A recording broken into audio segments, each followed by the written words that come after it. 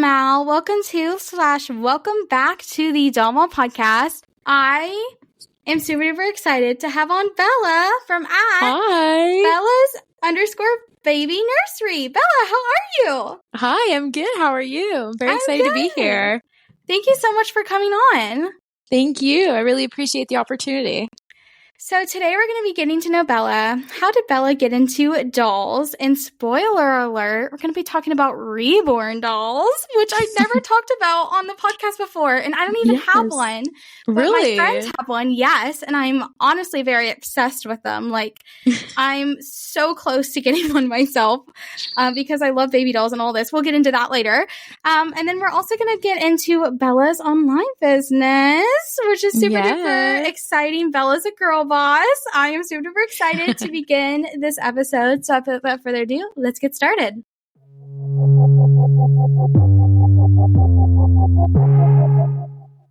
Bella, how did you get into dolls? I think the question is, how do I get out of dolls? I think my whole life, I've always been into dolls. I don't know. I guess since I was a little girl, I've always liked playing dolls. I've always wanted to be a parent. So for me, it's just kind of been like that nurturing side. It's given me like that outlet. But it's so funny because like I never really actually grew out of playing with dolls. It just kind of continued and continued. You know, there's obviously been moments where I'm like in it a little bit more and I'm out of it a little bit more, but I'm always there. I never leave them. I'm kind of a good parent, I guess you could say, in that way. I'm a good doll mom in that way. But yeah, I've always been into dolls. I've always liked them. Who was your first doll? Okay, so my first doll is a vintage Behringer. Her name is Sally. I've had her since I was born. So my late grandmother, she gave her to me literally when I was born. So she's been with me for about 20 years now and on Halloween. So it's going to be really great celebrating that with her. But yeah, I mean, she's in great condition. I always take good care of her. And so I've been able to enjoy her all these years. I love that. So Sally's a baby doll, right? Or is she a reborn? Ma'am. Okay. So she is a baby doll, but she was, I guess in her time, she was really realistic for, you know, that era of baby dolls. So she's a Behringer baby. What does that kind mean? of like, so that's a type of baby. So kind of like how you'd say your American Girl or your Cabbage Patch, it's the brand. So Behringer is a brand. But in her era, that was kind of, I guess you could say, like the most realistic baby to be out in the stores, you know, or that you'd be able to purchase at your stores. So I guess I just kind of started with her. And I mean, here I am. I love 20 that. years later. I had like several baby dolls growing up. I had like Disney Princess baby dolls. I had, you know, the Cabbage Patch Kids, which I don't even know if you would consider that to be technically a baby doll. But I had those. And then I had like Baby Alives. Oh, I have a bunch of those still. Yes. A bunch of those. I remember one doll that my mom would not let me get the dolls that would like pee and like poop, you know? Yeah. And so, but my grandma would. On my dad's side. And so I think I had one. I remember one. She was blonde with like blue eyes. I had her at my grandma's and I had to feed her and I had to change her. And I was That's like, awesome. This is neat. I have one just like that too. I have a Baby Alive and she's blonde, blue eyes. And yeah, I don't even know if nowadays I could even feed her. I don't even want to try. She hasn't been fed in a long time and I don't think she will be anymore. But yeah, those were awesome. When those dolls came out, I remember that was like it. That was the hit. Besides collecting baby dolls, you're also into reborns. How did that come up? How did you discover them?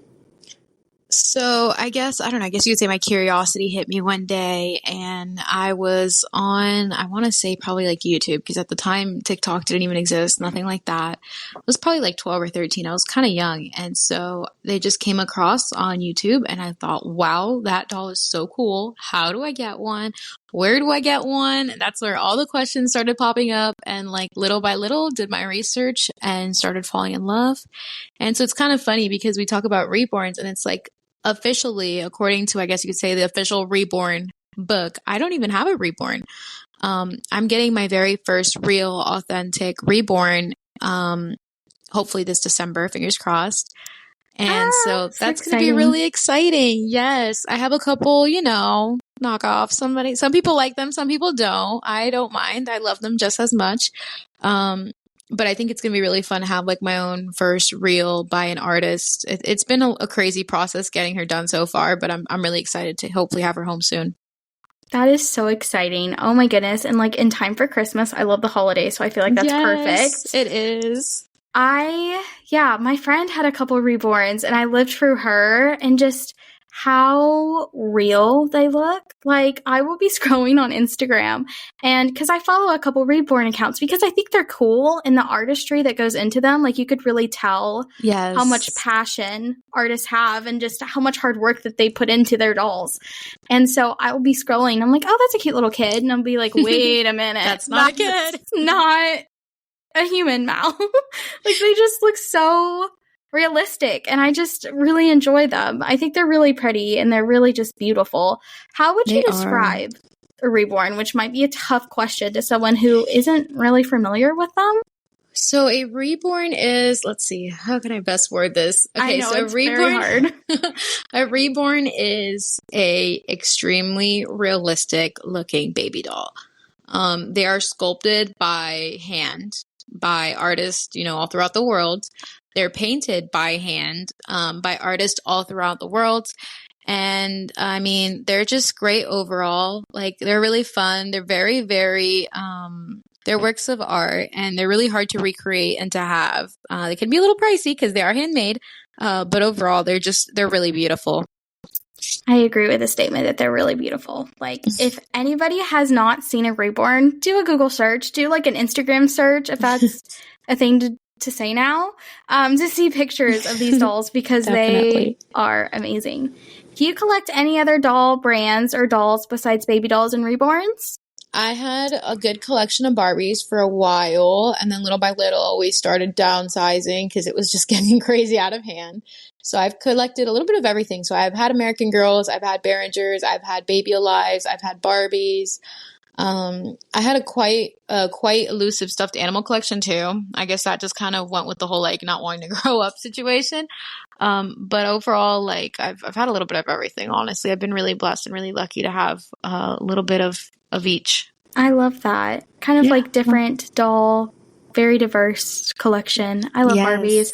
I completely get like getting overwhelmed because they release so many of those in a year, especially if like you're a collector of like just the Playline sets. Oh, like, definitely. I'm overwhelmed for them. Like, I don't know how you keep up with all that. How did you get into the doll social media world? This is a phenomenal question. So it was honestly like very random. It was a luck of the draw. I came across, I was scrolling on TikTok. Of course, I had followed a couple people on social media that play with dolls because, we like to watch what we like to do. Mm-hmm. So I came across this amazing content creator, and she has quite the following on social media. And I had seen that she had made a post that said something along the lines of like, hey, I'm going to be in Orlando this weekend. If anyone who wants to come and meet up with me, feel free to come do so. I'm going to be in Disney. And I'm like, okay, Disney, Orlando. I'm like, I could do this. And I don't know. It was just kind of like in the spur of the moment. I was like, Mom, I want to go to this. Let's go together.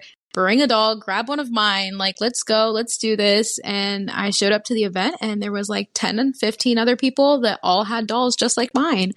So little by little, I started kind of discovering that space. Now we've made a whole group out of it. We're officially called Dollies at Disney. So you can find us on Instagram, social media. Yes. And so we have people that are like in the group full time that live here local, but we also have people that are like abroad. When they come in for their vacation, they come and they, DM us, and we all try to go and meet up and see them and be with them and spend time with them. And so it's really fun. I love that. Yeah. Oh my goodness, that's so cool. I'm like, you all have a group. Oh, yes, it's so fun. And it's gotten so big too. Like we started with like maybe 10, 15 people, and now I think we're up in like the 20, 30s. Wow. So we're a pretty good group. Yeah. And so we just, we hang out play with their dolls. All of the girls little by little started like getting a social media following because of the group and like wanting to start social media because, you see everybody around you posting videos. You're like, well, I can do that too. And so little by little, we've all started kind of growing within our social media spaces. And so I thought, what, why not? I watch so many doll videos. Like, I think I have enough knowledge at this point on how to create them. And so that's what I've been doing. I've just been little by little creating my videos and editing them. I've always enjoyed that whole process. And so, when I paired it up with dolls, it just worked out even better for me. I love that. Oh my goodness. And you do such a great job at your social media content, by the way. I've been Thank you. I appreciate it. yeah, I've been like binge watching and all this, like not necessarily like creepy stalking, but you know, like preparing for this, you know, like looking at your You're stuff. good. Yeah, I love your stuff. It's amazing. You do such a great job. Thank you What's so the much. reason behind your social media username? That's a really good question. So it's funny because my name is Isabella, and my whole life I've always gone by Isa. And so it's so hilarious because when I wanted to join this group at first, I was like, oh my gosh, these are all randos off the internet. Like, I don't want them to know my like real secret identity, right? Yeah. So I was like, you know what? For the first time in my life, forget Issa. I'm dropping it. I'm going for Bella. And so it's hilarious because now these girls have become like my second family and they all call me Bella. And it's so funny because they'll be like, oh, Bella, come do this. And I like do the double take, like, oh, you're calling me? So I guess that's where it started. Like that's where like the Bella came from. And then I was like, okay, Bella. So what matches with the B and Bella? Okay, I'm baby, obviously. So I was like, all right, let's just throw nursery on there and call it a day. And so that's where we're at. Bella's baby's nursery. I love that. I love that. It's iconic, honestly. Yes, I tried.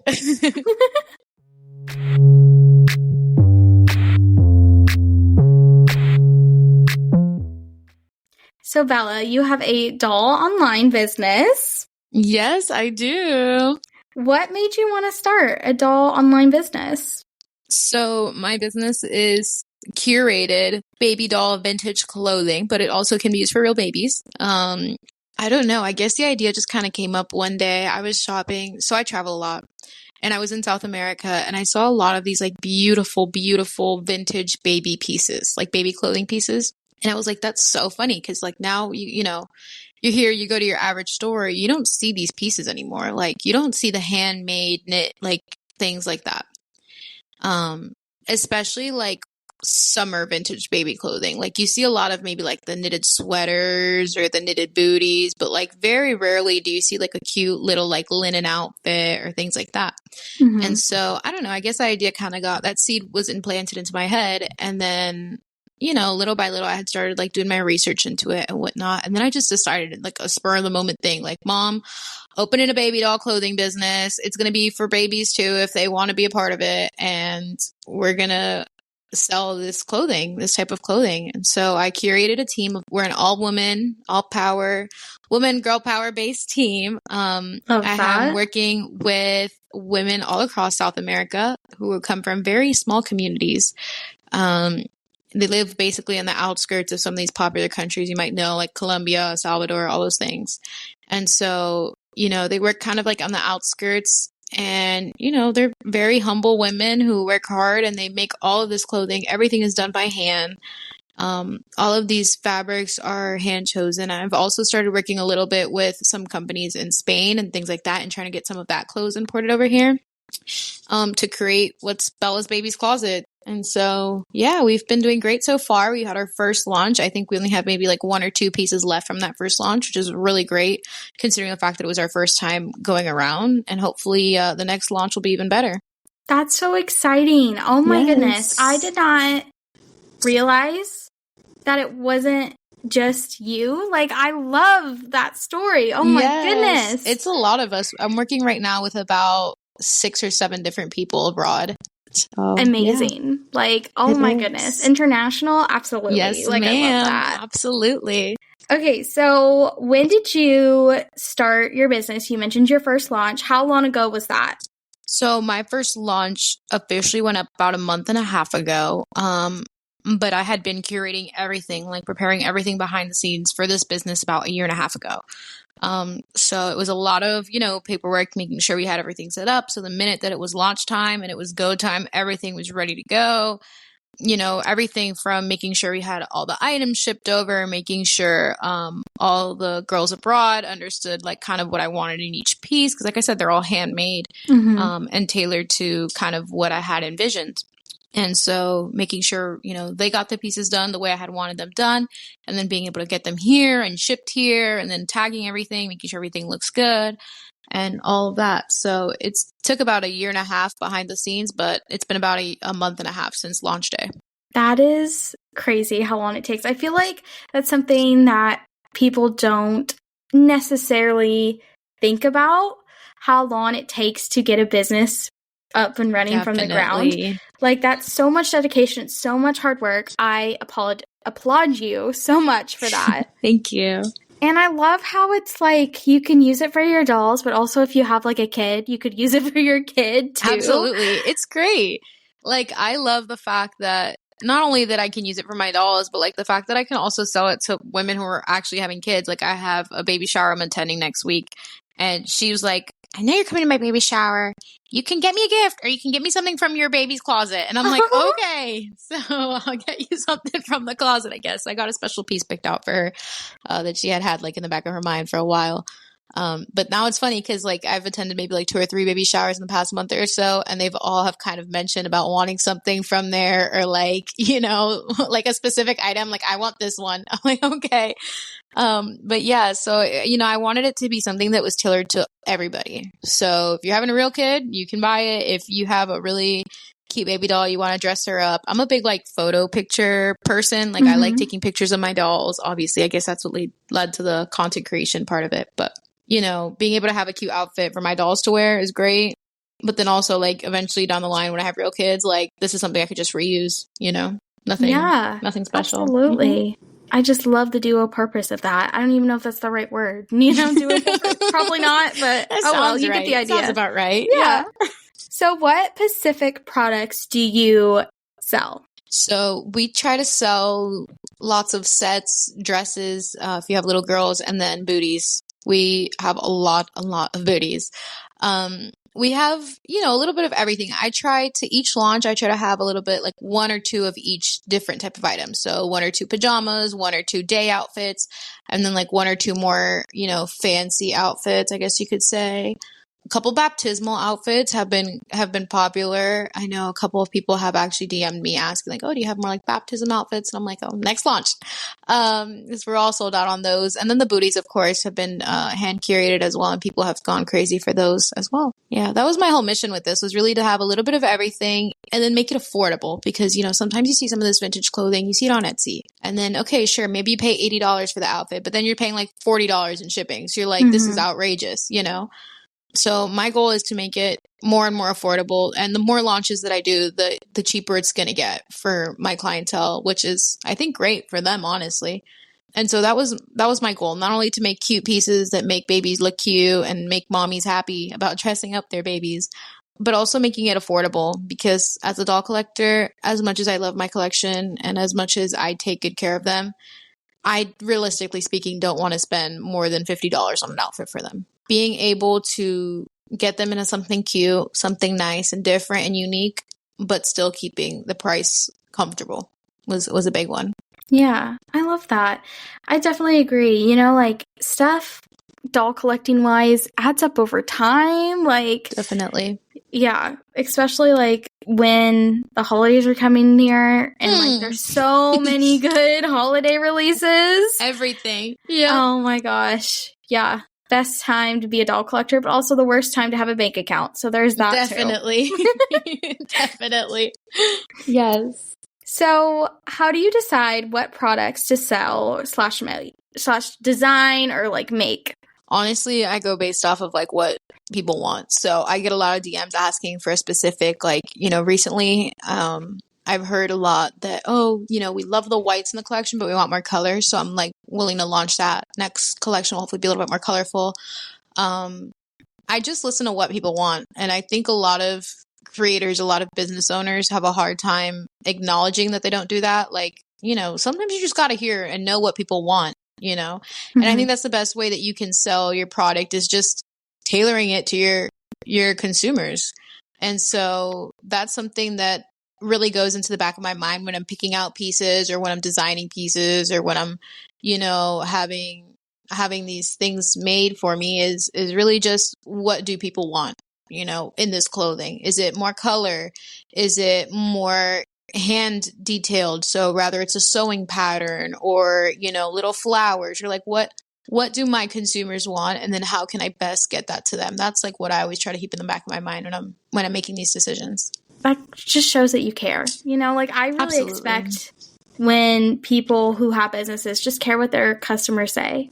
That's just, No, definitely. Because yeah, if you think about it, there is no business without the customers. You know, exactly. you have to keep your customers happy. And if they say we want more of this or more of that, then, you know, I'm gonna definitely reach as far as I possibly can to achieve that for them. Speaking of launches, I know you just said you had your first launch, and then you mentioned how you're working on your second launch. Can you, if you Yes. can, spill the tea about the second launch?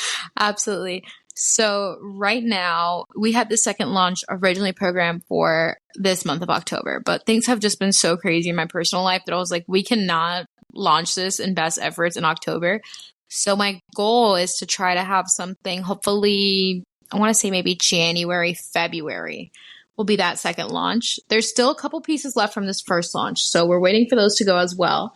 But hopefully January, February would be like the go-to time, especially because now I know things get crazy. You know, Christmas comes around, all the money gets spent there. So we want to try to give our customers a little bit of a time to try to recoup because we all know how the holidays are. Give them a chance to recoup so they can continue to want to look at our products and things like that. So that's the goal. Hopefully January, February. No exact date yet, but I'm sure once I have it out, I'll definitely post it on my Instagram as well. I run the whole account. The whole business is all done through Instagram. So if you have Instagram, you can DM me through there and we can always get you set up with some cute outfits. That's one thing I wanted to mention in the podcast is that you do everything on Instagram. It's not, oh, I'm promoting my business on Instagram. Go to my website to order. You know, like it's not two things to manage in a business. It's just one kind of platform. And I feel like that's really easy for consumers. Absolutely. And also like really unique as well, because you don't really see a lot of people do that anymore. No, definitely. I think for me, something really important was just being able to have something that, first of all, I can manage. Because, you know, managing wise, it's only myself and my partner. So it's only two of us. And we're doing all of this managing social media wise. We didn't want to throw in something that we weren't going to be 100% on. You know, I wanted to do something that I know I can give you my 100% attention and you're going to get the best out of it. And so then I started like looking around and I noticed like, what you say is true, you know, you got to click here on this link if you want to get that. And then you have to click on that link. It's like, you know, I just want one space where, you know, you can go, you're going to get the same service, you're going to get the same product. You're going to get that one-on-one as well, because like I love to react to all of my customers. I love being able to, you know, DM them back in my comments and message them and things like that. I like to make it as personal of a shopping experience as possible, because I think like once you make that relation with the person, they're going to want to come back to your business. And so for me, the best way to manage that is just to have one set place. You know, everybody goes to one place and gets the same service. Yeah, I love the personalized aspect of that and that relationship building.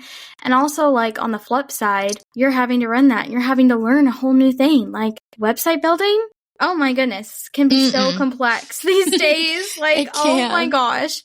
And, like, I have a website, which I don't keep up with because it's so complex to, like, deal with. But, like, if you wanted to sell something or, like, have special features, you're going to have to, like, pay for it. And so then you got to, like, add that as a business expense on top of everything else. Like, it can be and then it jacks up the price of my outfits, too. And I don't want to do that for my customers. So exactly. Yeah. What advice would you give listeners who want to start their own business? Just go for it.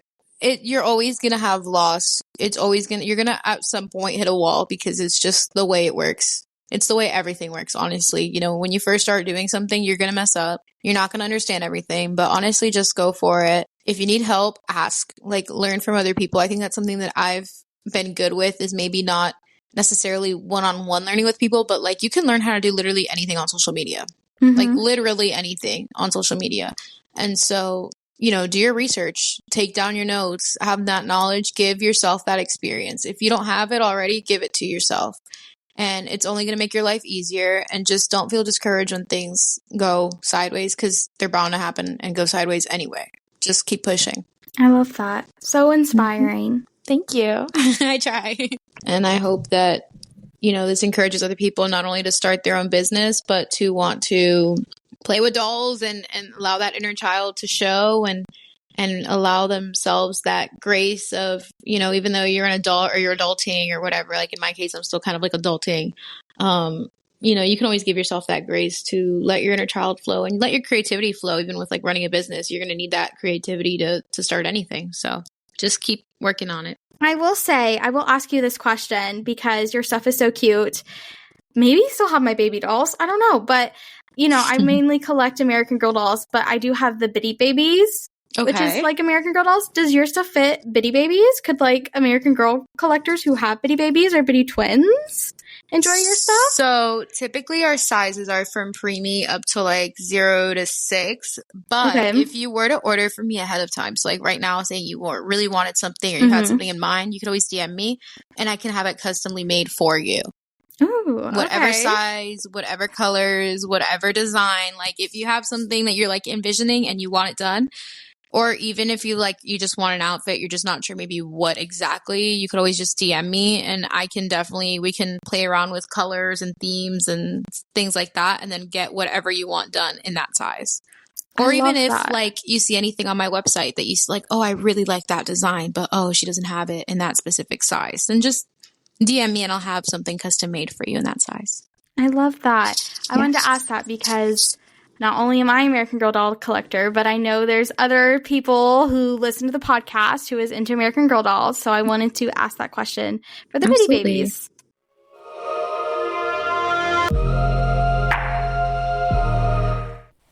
Alrighty, everyone. We have reached the end of this episode. I think we're on like episode 42 or 43. I think it's episode 43 now, which is absolutely crazy.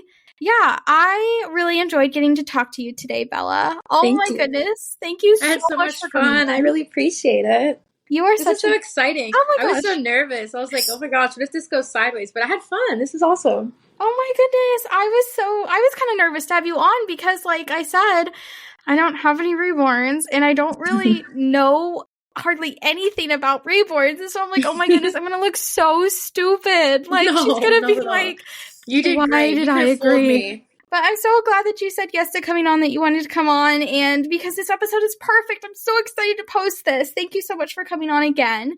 Y'all, you need to go follow Bella on Instagram. Her personal collection, where she shares her collection on Instagram, is at Bellas_baby_nursery. And then her business is at Bellas_baby_closet. Both of those links to her Instagram will be in the description of this podcast episode. So if you just want to scroll down on the platform that you're listening to, open the description box, it will be in there. So then you can go directly to her account, give her a follow, go give her some love. She deserves it. She is so sweet. Yeah. And I really love seeing what she posts. And I am honestly very excited about her business. I think it's going to grow and it's just going to be amazing. I'm so excited for you. Thank you. I can't wait. I'm going to send you a little P.O. box. Oh, that'd be sweet. Little P.O. box. Yeah, I'm so excited. That. Thank you so much for having me on. This was awesome. My name is Mal. I am at Dollies and Rainbows on Instagram. We're on YouTube, TikTok. We're pretty much everywhere and anywhere. So go give us a follow. You are currently listening to the Doll Mom Podcast, which is on social media as well. Go give us some love at Doll Mom Podcast, Instagram, Facebook, TikTok. We're on Threads. And yeah, go give us some love on there. Thank you who is listening to this episode right now. Thank you so much for listening, and I hope you have a great time until we talk next. Bye, everyone. Thank you so much for listening.